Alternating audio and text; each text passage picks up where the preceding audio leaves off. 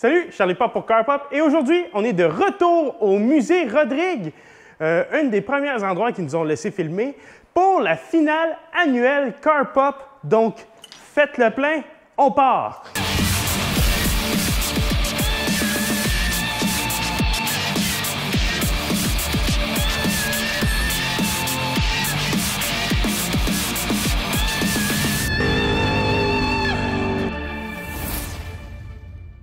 Donc aujourd'hui, on va faire une rétrospective de l'année sur Car Pop. En se promenant à travers le musée, je vais vous présenter différentes pièces, différentes choses dans le musée. Vous allez voir, ça va être très intéressant. Un musée d'ailleurs qui est en pleine expansion. À l'heure où on se parle, ils sont en train de faire des rénovations pour agrandir ce musée. Et donc, le musée est en cours de changement. Il y a des zones qu'on ne pourra pas aller nécessairement, mais bon, le musée va agrandir et croyez-moi, ça va être énorme. Il va à peu près tripler en superficie. Donc, je me retrouve dans cette pièce pour vous parler de quel va être l'objectif de vidéo, mais également vous présenter ce qui est ici. On a à ma gauche un gros bulldozer rouge international qui a été complètement restauré. À ma droite, on trouve le premier bulldozer que M. Rodrigue s'est acheté et c'est à partir de ce bulldozer-là qu'il a pu construire sa compagnie d'excavation.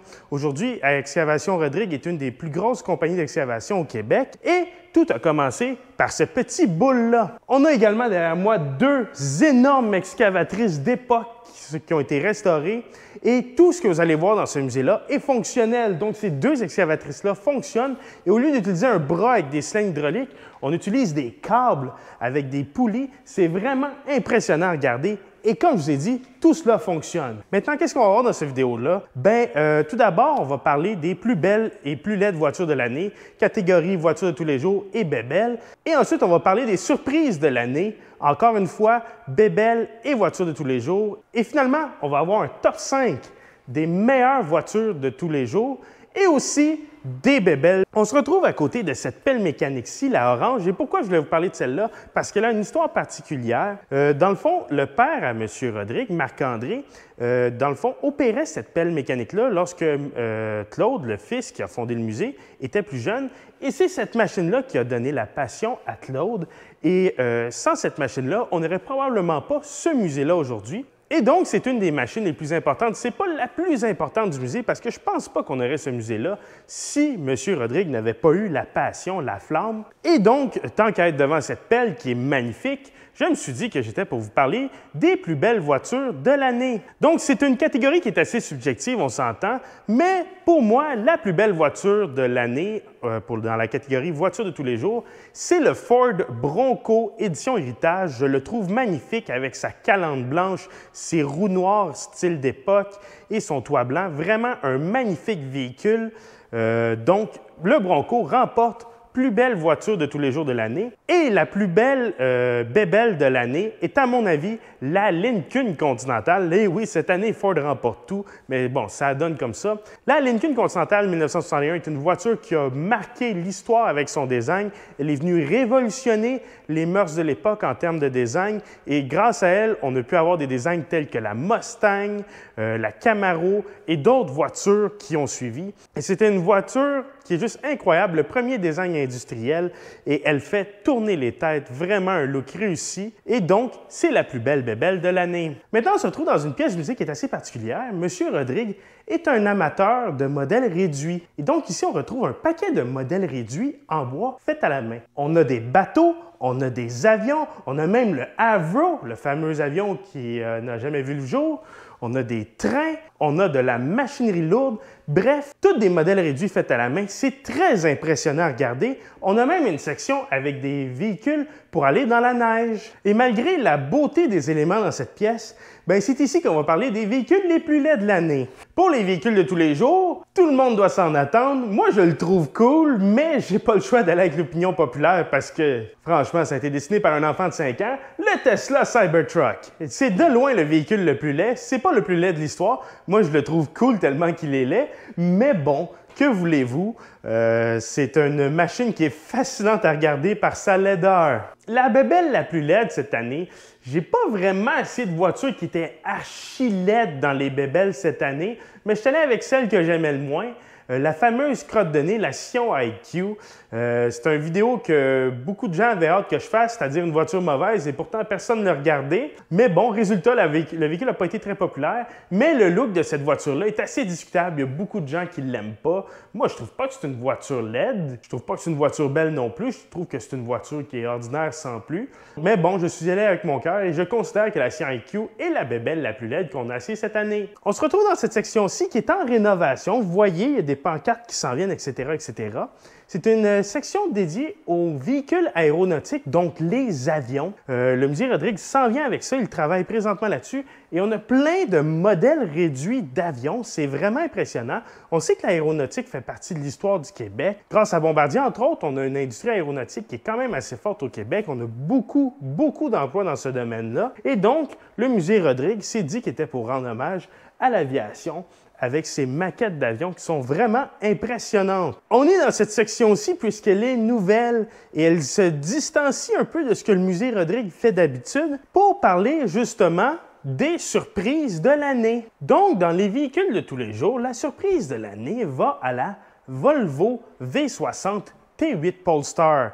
Une vidéo qui a très mal été, il pleuvait et ma caméra a pris l'eau, donc la qualité d'image est assez moyenne, merci. Mais cette voiture-là, personne n'en parle, c'est un joyau de l'automobile, 61 km d'autonomie électrique, 450 chevaux, 523 livres-pieds de coupe, dans une hybride branchable qui est capable de faire du 6 litres au 100, qui est spacieuse, qui est vraiment confortable, qui est super bien assemblée, très solide, très sécuritaire et qui, à date, montre un bilan de fiabilité assez favorable. Le tout pour 80 000 $, c'est, oui, on s'entend dispendieux 80 000 $ pour une voiture, mais pour le niveau de voiture que vous avez, c'est vraiment impressionnant. Et cette voiture-là m'a vraiment surpris et ça se peut qu'on en reparle un peu plus loin dans la vidéo. La surprise de l'année dans les bébelles maintenant, la Dodge Stealth RT Turbo. Je ne m'attendais pas à avoir une conduite aussi avancée dans cette voiture-là. Ça se conduit comme une voiture moderne et on est dans 1990. La seule différence, c'est le coup de volant qui est digne d'une voiture des années 90, donc hydraulique et un peu moins rapide, un peu moins précis, mais tout de même très agréable. Vraiment une voiture qui m'a surpris et qui est à surveiller dans le marché de l'usager parce qu'à mon avis, cette voiture-là va prendre de la valeur tellement elle est avant-gardiste. C'est une voiture qui est appelée à devenir une voiture de collection, j'en suis sûr et certain. Moi-même, je les surveille en ce moment. On se retrouve devant une collection de modèles réduits. Étant moi-même un collectionneur, j'en ai une centaine, mais ici, c'est peut-être un tout autre niveau, franchement. Il y en a plus que moi, et il y en a de toutes les sortes, des prototypes, des voitures des années 30, des voitures des années 50, des voitures des années 60, des récentes, il y en a de toutes les sortes, des voitures de films, je vois la Aston Martin de James Bond, entre autres. Bref, une collection assez intéressante pour les fans de modèles réduits. Et on est ici pour parler du top 5 des meilleures voitures de tous les jours de l'année. Donc en 5e place, on trouve le Chevrolet Blazer ARS. Chevrolet a lancé ce véhicule-là cette année. C'est un véhicule électrique et dans le fond, on nous dit que c'est un VUS intermédiaire à 2 rangées. Sincèrement, c'est un VUS compact. Ceci étant dit, le prix est tout de même assez intéressant, surtout avec les subventions. On est capable d'avoir le véhicule pour un prix assez abordable et on a un intérieur premium, c'est-à-dire on a l'intérieur qui vient faire l'intermédiaire entre un intérieur entrée de gamme et un intérieur de luxe, donc premium. Par exemple, un Audi Q3, c'est un produit qui est plus premium qu'haut de gamme. Ben, on a un intérieur dans ce style-là. Ceci étant dit, comme j'ai dit dans ma vidéo, le plan marketing du véhicule est un peu raté. On nous le présente comme un intermédiaire et ensuite on le vend sous le nom Chevrolet. Il aurait dû être vendu sous le nom GMC ou Buick. Mais c'est un véhicule qui est très confortable, super bien fini, agréable à conduire. Le système d'infodivertissement va super bien. L'espace intérieur est un peu juste, surtout au niveau de l'espace cargo, mais sinon, vraiment un bon véhicule et il se retrouve en 5e place. En 4e place, on trouve la Volkswagen GTI. Volkswagen nous arrive avec une Golf qui a quand même beaucoup de technologie à bord, qui est très configurable et qui offre un confort qui est intéressant malgré une insonorisation un peu en recul, une économie de carburant qui est vraiment impressionnante et des performances très le fun. Pourquoi elle n'est pas plus haute dans la catégorie? C'est tout simplement parce qu'on n'a pas le rouage intégral d'offert en option et je crois que c'est une option qui aurait été intéressante à ce prix-là. Il y a une compétitrice qui l'offre entre autres. Et c'est juste à cause de ça qu'elle n'a pas été plus haute, parce que sinon, c'est une voiture qui est très intéressante et que peu de gens achètent. Elle est pas très populaire à l'heure où on se parle, mais c'est un véhicule qui mérite beaucoup plus d'attention qu'elle n'en a. Et résultat, elle se retrouve 4e dans les meilleures voitures de l'année. On a bougé un petit peu plus loin dans la collection. On a la Ferrari 330 P4 et la Ford GT90, qui sont deux voitures que j'adore. Donc, ça aurait été le fun que Ford fasse la GT90, mais bon, on ne sait jamais, peut-être qu'ils vont ramener ça plus tard. Le look a encore l'air moderne. Ceci étant dit, en 3e place, on trouve le Mazda CX-90 GT hybride branchable. La raison pour laquelle il se retrouve là, c'est qu'il est un peu moins cher que ses compétiteurs. Il est hybride branchable, donc on a une quarantaine de kilomètres 100% électrique. Après ça, on fait du 6-7 litres au 100 km, ce qui est excellent. On a une finition plus relevée que la compétition. Par contre, on a un peu moins d'espace et c'est un des seuls qui est hybride branchable et il est un petit peu moins cher, moins la subvention. Bien, on se retrouve dans un territoire très intéressant. Évidemment, cette subvention-là va diminuer l'année prochaine. Et également, un autre point qui est très intéressant du Mazda CX-90, c'est que Mazda est très agressif au niveau du taux d'intérêt et de la location. Donc, c'est très intéressant pour les petites familles. Et je trouve que c'est un véhicule qui a su bien se démarquer avec une conduite un peu plus dynamique que les autres. Et à cause de ça, il s'est retrouvé en 3e place. Je me retrouve maintenant assis sur un banc d'époque dans l'atelier de forgerie. Pourquoi je trouvais ça intéressant de filmer dans un atelier de forgerie? Bien, les premières voitures, il fallait fabriquer les morceaux et c'était des ateliers comme ça pour les premiers prototypes. Donc, on forgeait les morceaux. Aujourd'hui, on a des techniques d'usinage bien différentes, les machines CNC, etc., etc. Mais à l'époque, c'était ça. Ça nous prenait tous ces instruments-là, un enclume, un marteau, et on fabriquait la pièce à la main et on utilisait de la chaleur pour rendre le métal plus malléable. Forgeron, ben ça existe à peu près plus. C'est un métier qui est très rare et on est chanceux d'avoir un atelier comme ça au musée Rodrigue. Maintenant, top 2 des meilleures voitures de tous les jours. En 2e place, j'avais dit qu'elle reviendrait, la Volvo V60 T8 Polestar. La raison pourquoi elle n'est pas numéro 1, c'est tout simplement parce qu'elle est 80 000 et qu'elle n'est pas accessible à tous. Comme j'ai dit, c'est une voiture qui fait tout, confortable, rapide, économique, spacieuse pour la famille et qui est excitante à conduire comme une Corolla GR. J'ai conduit les deux voitures à un intervalle d'1 semaine et je suis vraiment resté surpris de la Volvo, à quel point elle était maniable, agile et plaisante à conduire. Le tout avec la fameuse sécurité Volvo et une qualité d'assemblage et d'exécution exemplaire et un système d'infodivertissement super facile à comprendre. On s'entend que ce que je m'apprête à dire peut être assez controversé, que ce n'est pas une voiture qui va correspondre à tous les besoins, mais à mon avis, la Volvo V60 T8 Polestar est la meilleure voiture sur le marché en ce moment. Elle est tellement impressionnante que je ne vois pas une voiture qui est supérieure à elle. Et pour 80 000 ben, je trouve ça très abordable pour ce que c'est, mais on s'entend qu'on ne convient pas à tous les portefeuilles. En première place, cette année, j'ai mis mon argent où ma bouche est et j'ai mis la Subaru WRX en première place. Pourquoi? Parce qu'on a un plaisir de conduite très élevé, la traction intégrale, une finition intérieure qui, oui, n'est pas la plus relevée, mais qui est assemblée solide et d'une belle qualité pour un véhicule entrée de gamme, des bancs super confortables, une voiture qui est tout simplement confortable, utilisable à tous les jours et le tout pour un prix très abordable. Et donc, c'est pour ça que cette année, je m'en suis acheté une et c'est pour ça que je la place au premier rang. Continuons notre visite devant deux véhicules que j'ai déjà faits sur la chaîne, le Bombardier B12 et le Tucker Snowcat, deux autoneiges avec deux fonctions très différentes. Le Bombardier B12, c'est un moyen de transport lorsque les routes n'étaient pas déneigées. On amenait les enfants à l'école, on s'en servait comme véhicule d'urgence. Le Tucker Snowcat, lui, c'était plus un cheval. On s'en servait comme camionnette extrême. On allait dans la forêt chercher des arbres qui étaient tombés, etc., etc. Bref, deux machines très extrêmes et très impressionnantes encore aujourd'hui. Une qui fait d'ailleurs partie du fleuron québécois, le Bombardier B12, machine créée par Armand Bombardier et qui était fabriquée à Valcourt. Et donc, on est très choyé d'avoir ça encore en aussi bon état comme à l'époque aujourd'hui. Maintenant, le top 5 des bébelles. En 5e place, la Dodge Stealth RT Turbo. C'est une voiture qui est tellement avant-gardiste et que tout amateur de conduite devrait conduire au moins une fois dans sa vie. La Dodge Stealth a un look qui sort de nulle part. C'est un look futuriste de l'époque. Je l'ai bien dit cette fois-ci, c'est pas dit futuristique. Et je trouve que c'est un look qui est vraiment cool. On a également une expérience de conduite qui est très relevée. Comme j'ai dit, on a l'impression de conduire une voiture moderne. C'est très impressionnant comme véhicule. À mon avis, c'est une future voiture de collection. Et vraiment, la Dodge Stealth mérite votre attention. Vous avez un budget de 15 000 $ pour vous acheter une bébelle. allez voir la Dodge Stealth, vous allez être impressionné. La raison pourquoi elle n'est pas en première place, c'est qu'on a eu des voitures qui étaient quand même plus excitantes et c'est une voiture qui est assez capricieuse et dispendieuse à maintenir. Quatrième place, bon, on a un ex-aequo. On a deux voitures avec deux origines complètement différentes, mais que j'ai eu à peu près autant de plaisir à conduire une que l'autre. On retrouve le Factory 5 818 et la Corvette Z06. Pourquoi la Corvette est en quatrième place? Bien parce que c'est une voiture qui, lorsque vous enfoncez l'accélérateur, est très excitante, très plaisante. On a vraiment beaucoup de puissance. On a vraiment une voiture qui devient vivante. Attention, encore une fois, avec la modulation de notre pédale d'accélérateur, mais ça colle, et la voiture communique, et on sort.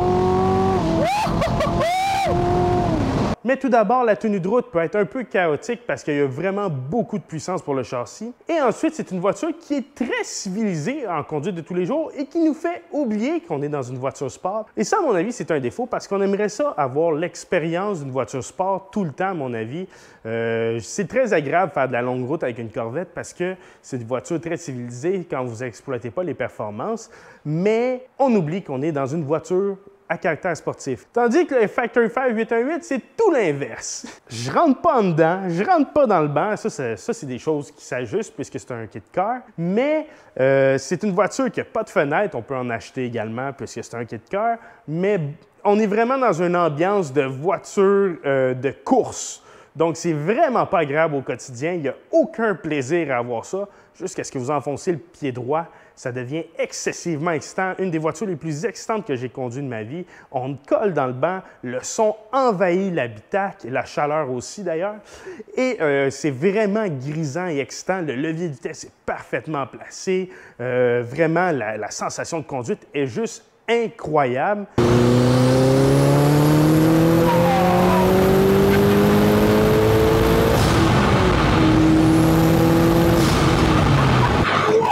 Mais comme j'ai dit, ça a un prix et c'est l'utilisation au quotidien. C'est vraiment une voiture qu'il faut prévoir ses déplacements, qu'on ne peut pas aller n'importe où. C'est vraiment une voiture de course plaquée. Donc, on la prend, on la conduit jusqu'à la piste et on revient à la maison. C'est la meilleure utilisation qu'on peut faire d'un Factory 5 818. On continue notre visite avec une collection de motoneiges, donc les premières motoneiges de Bombardier. Un produit qui à l'époque était innovateur et qui est venu changer le monde. On a également un Polaris et on a un SnowRunner. Pour ceux qui se demandent c'est quoi un SnowRunner, c'est une idée de Chrysler dans les années 60. Ils se sont dit, quand il y a trop de neige, les gens utilisent plus des motoneiges. Donc, on pourrait avoir une mini motoneige qu'on met dans la valise du véhicule. Et quand il y a trop de neige pour repartir du travail, on débarque la motoneige et on s'en va à la maison. C'est tellement casse-gueule. La chenille est à peu près ça de large. Le ski avant est ça de large. Il n'y a pas deux skis, il y en a juste un. C'est hyper dangereux. Et ça fonctionnait plus ou moins bien dans la neige. Donc, c'était une idée catastrophique. Mais Chrysler en a vendu quelques-uns et on en a un ici en parfait état et qui fonctionne. Maintenant, on retourne à nos bébelles, toujours dans le top 5. En troisième place, on retrouve la Ferrari 360 Modena. Jusqu'à ce jour, je ne savais pas que l'harmonie pouvait être excitante à conduire. C'est-à-dire, par exemple, un Challenger L4, ça a une tenue de route catastrophique, mais tu as tellement de moteur, c'est hyper excitant parce que ça tient plus ou moins la route et ça rend les choses excitantes. À l'inverse, une Miata, tu as une tenue de route écœurante, mais tu n'as pas de puissance. Donc, résultat, tu as un plaisir fou à utiliser ça dans les courbes. C'est d'une précision incroyable, etc., etc. La Ferrari 360 est arrivée avec les deux. De la puissance et un châssis. Et je me disais, ça risque d'être plate. Et c'était tout le contraire parce que tout était ajusté en fonction de ce qu'on avait. On avait un châssis qui était parfaitement adapté aux 400 chevaux et c'était juste grisant, excitant. Même en conduite de tous les jours, cette voiture-là, elle est juste incroyable. Ferrari, c'est pas pour rien qu'ils ont cette réputation-là. C'était une expérience qui était folle, folle, folle et j'ai vraiment adoré.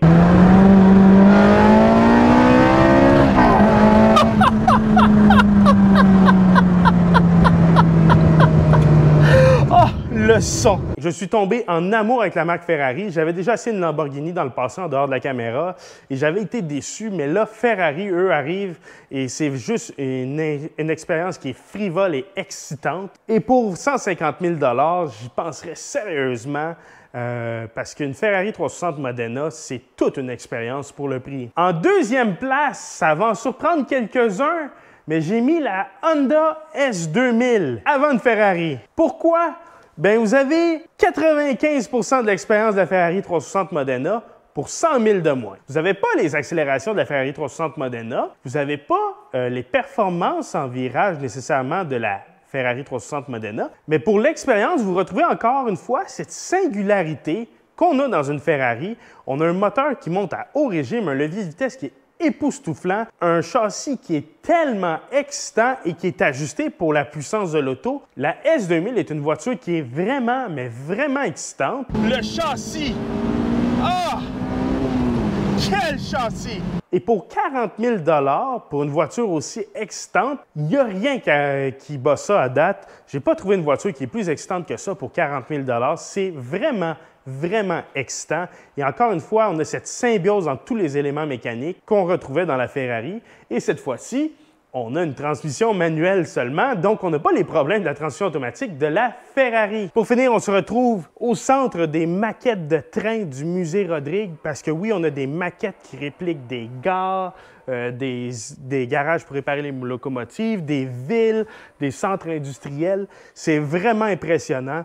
Et tout fonctionne, les trains se promènent, etc., etc. Je ne sais juste pas comment les activer, mais en tout cas, tout se promène, tout est fonctionnel. Bref, c'est le visage des Laurentides au début des années 1900 et c'est vraiment impressionnant. On a répliqué dans le fond le fameux petit train du Nord qui allait jusqu'à Mont-Laurier avec plein de détails, des facettes du paysage qui sont présentes ici. C'est vraiment impressionnant. Maintenant, la bébelle numéro 1 de l'année. L'an dernier, on vous avait présenté la vidéo après la vidéo des prix CarPop. Cette année, ça va être encore le cas, mais ça va être différent.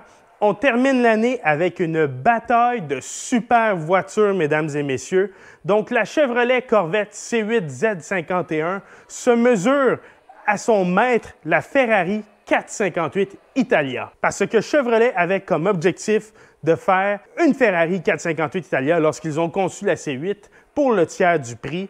Et donc, j'ai eu l'occasion d'avoir les deux voitures et j'ai pu vous faire un match comparatif. Donc, ce qu'on va faire, c'est que je vais avoir un vidéo complet où je présente la Corvette dans ses moindres détails, un vidéo complet où je présente la 458 et finalement, un vidéo de la bataille entre les deux. La gagnante va être la bébelle de l'année. La perdante va se retrouver dans les voitures 2025 CarPop. Donc, elle aura quand même sa chance de devenir la bébelle de l'année pour l'année 2025.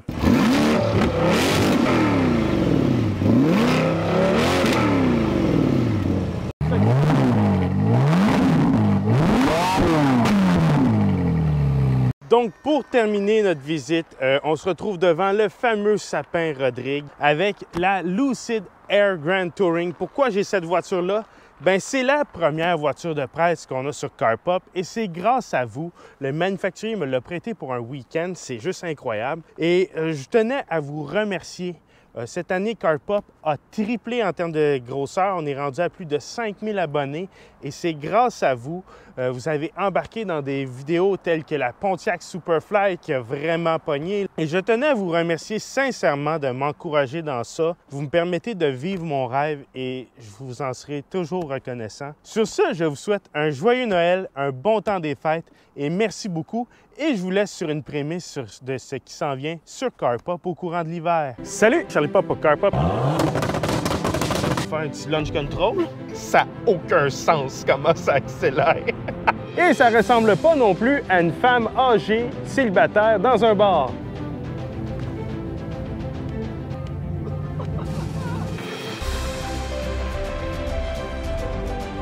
Donc cette semaine, à la Semaine de chance, c'est disponible pour avoir un véhicule plus concret, plus réaliste qui va rejoindre les familles. Par le passé, j'ai moi-même possédé une Plymouth Laser RS Turbo 4 roues motrices